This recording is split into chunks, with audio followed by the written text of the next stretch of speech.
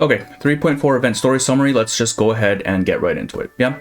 The story begins with Reed chatting with her co-workers. She is currently in Huanzhou visiting Zhu County, chasing a new lead on the method of longevity.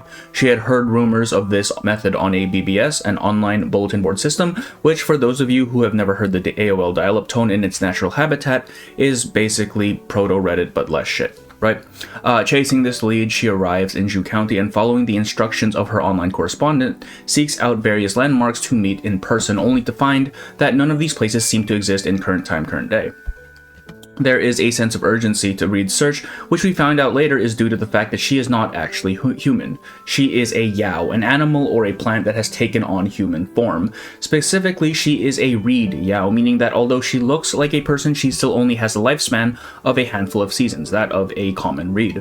Eventually, she does manage to find one of these landmarks, arriving at an old, worn-down gate and encountering a wind knot, a patch of stagnant chi, which she then unravels. On doing so, her consciousness is swiftly whisked away, and we come to a scene several hundred years in the past, where a new character, Mayfly, is speaking with Paper Heron.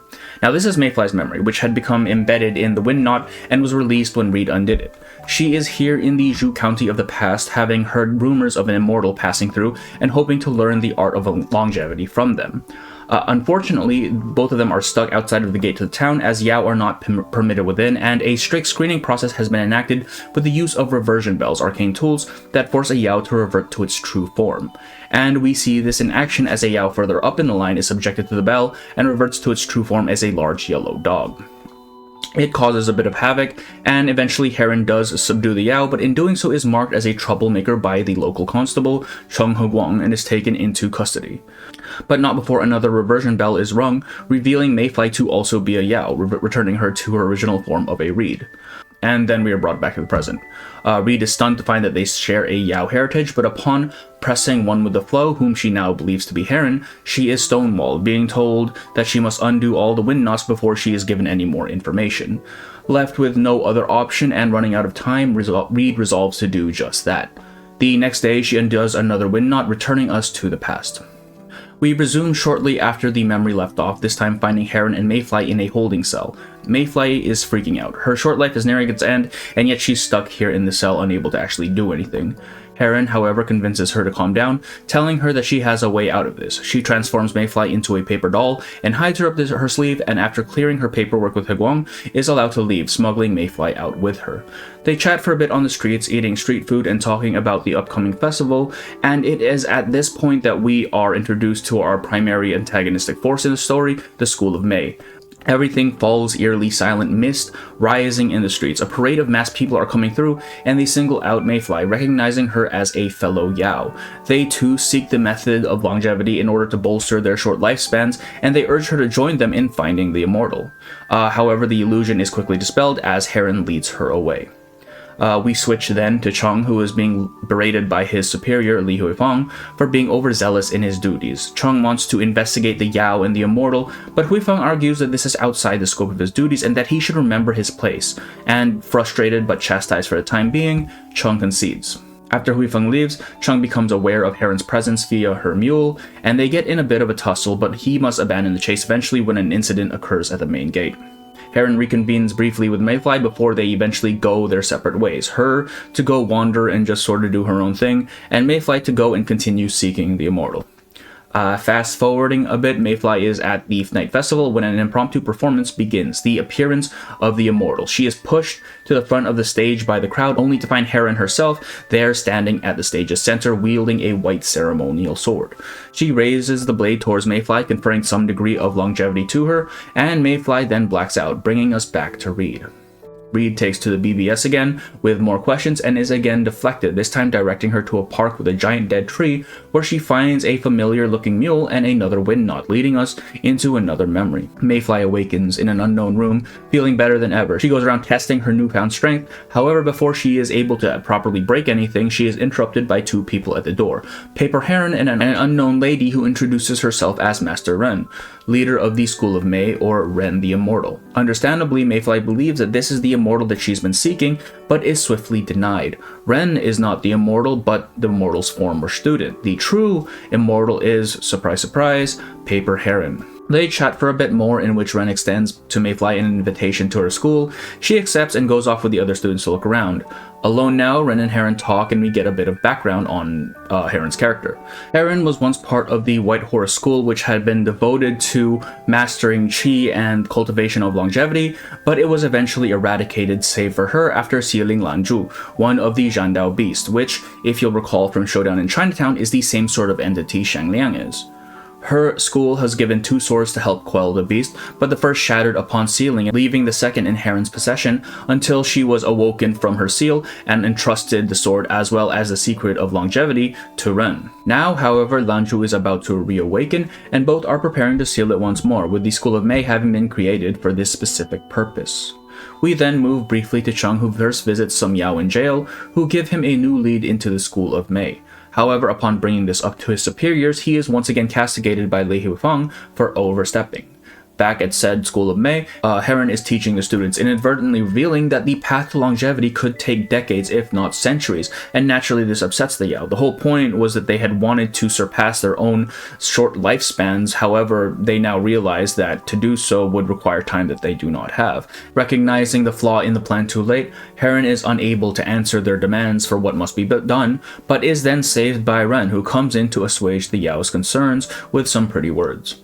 Back with Chung again, he is currently on duty, spending his time chasing leads on the School of Mei, just like his boss explicitly told him not to do, and he comes across what he expects to be a secret Yao meeting, busting down the door to arrest them, and is met by high-profile merchants. He gets in trouble again, his boss reprimands him again, but spares him any physical punishment, instead effectively giving him a demotion. Chung returns home, but in the evening notices a disturbance, and the next day it is revealed that his house had burned down, presumably by some vengeful Yao. However, this does not deter him. If anything, he just pursues the case even more adamantly. At the School of Mei, Heron is ruminating on Ren's teachings, beginning to feel suspicion about her methods. She questions Mayfly, whose health has been waning recently, and it's revealed that although her chi has been bolstered considerably, her body needs time to catch up or else she'll be destroyed. Heron tells her that she'll need 2 months rest, and Mayfly refuses, adamant that she not waste any time chasing longevity, even if it may destroy her, which is something that Heron can't quite wrap her head around. Convinced now that Ren has ulterior motives, Heron confronts her. The primary intent of the School of Mei was not to give the Lao longevity, but to act as fuel for the oncoming battle with Lanzhu. She is having them funnel their chi into the Mei tree, and those that cannot handle it die. It is then revealed that Ren does not simply intend to subdue and seal Lanzhu as it had been in the past, but to destroy it utterly, taking its power for herself and her remaining students to truly ascend to divinity. Heron is vehemently opposed to this, as the Zhandao beast, Lanzhu included, have a role in the workings of heaven, and disrupting the balance could result in some greater unknown catastrophe. And finally, at an impasse with their words, they come to blows, fighting in the School of Mei courtyard. And though it seems that Heron has the upper hand for the most part, Ren raises the longevity sword as a hostage, and unwilling to damage it, Heron stifles her attacks, preventing damage to the blade and retrieving it, but suffering the blowback of her own arcane skill in turn. Injured, she flees, prompting Ren to start a search in hopes of retrieving the sword of longevity before the awakening of Lanzhu. Injured, Heron is walking the streets of Zhu, coming across Chung once more. He is, as expected, initially hostile, but agrees to hear her out after seeing her wounds. She explains everything to him, and recognizing the severity of the situation, he agrees to work with her, to which she responds by entrusting the longevity sword to him. For such an important relic, she really does just like to pawn it off on anyone, doesn't she? Chung departs to inform his boss, but not before revealing that it was he who had set his own house on fire, in order to give himself a plausible reason to further investigate the Yao. After arriving at his boss's chambers, he finds him speaking to someone only to realize that it is Master Ren herself. Li Huifeng had been colluding with the School of Mei this entire time, which is why he was so adamant that Chung abandon his investigation. They fight, and Ren reveals her second form, confirming that bald people are by their nature truly evil, and when Chung seems about to be overwhelmed, he is saved by a somewhat revitalized Heron. They fight to a standstill before Ren leaves, sensing the imminent awakening of Lanzhu. Outside, the city is in chaos, as it is struck by earthquakes and fire. Chung and Heron rush to the Mei Tree to find that Ren has already begun the ritual with her students. We go for round 2 with Ren, with the excess of chi that she's absorbed causing her to shift to her final form. We fight and eventually defeat her, but that does not solve anything as the ritual has run rampant. We come across Mayfly one last time before she dies, her life form is drained by the array, and Heron moves to seal Lanzhu herself. and though she is still weakened, she utilizes the same method of subjugation that had been used hundreds of years ago and shatters the final sword, and with it, the last legacy of the White Horse School, sealing the beast away along with everyone else in the vicinity. And with that, we leave the final Wind Knot, returning to Reed for the final time.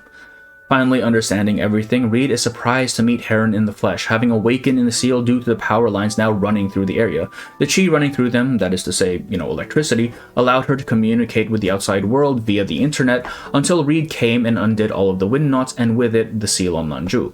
She then offers Reed the method of longevity as a reward for her actions, which Reed accepts but is then horrified as the illusion is broken, revealing that it was not Heron guiding her, but Ren in disguise. She had awakened with the breaking of the seal and with her, Lanju as well. The world begins to shudder on the precipice of catastrophe, and Ren prepares to finally absorb Lanju's chi and destroy the beast for good when nothing happens. Instead, the chi is siphoned from her and she is forced back into her original form, a small white moth, as the real Heron finally appears. She explains that the flow of chi in the world has slowed, and rather than expel chi when it awakens, causing a catastrophe, Lanju instead draws it in, explaining why Ren has entirely drained after trying to tap into its power.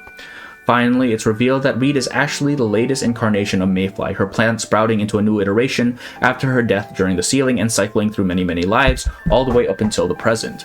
And with that, 3.4 Spring Unending comes to a close. In terms of what I think, it was a good event overall. I think it was a bit of a misplay to have Ren be almost wholly self-centered in taking Lanju's power. Like, sure, she does want to stop Lanju for good and making it so no one else has to suffer when it awakens inevitably again, but a lot of the focus was more on how this benefits her and her own desire for power, as opposed to actually stopping the calamity. I think it would have been much more interesting if there was a greater focus on her own well-intentioned, if, misguided attempts to rid the world of the catastrophe for good, especially since that's kind of how they initially set it up before she just decides to go full evil. But besides that, it was a good story. I enjoyed it quite a lot. Thank you to my YouTube members, Chip II, their Puffer, and Pompa Aerostar, and on the Patreon side, thank you to Paul A. The support truly means a lot. And to the rest of you, thank you for watching. I hope you enjoyed, and I will see you on the next one, okay? Bye-bye.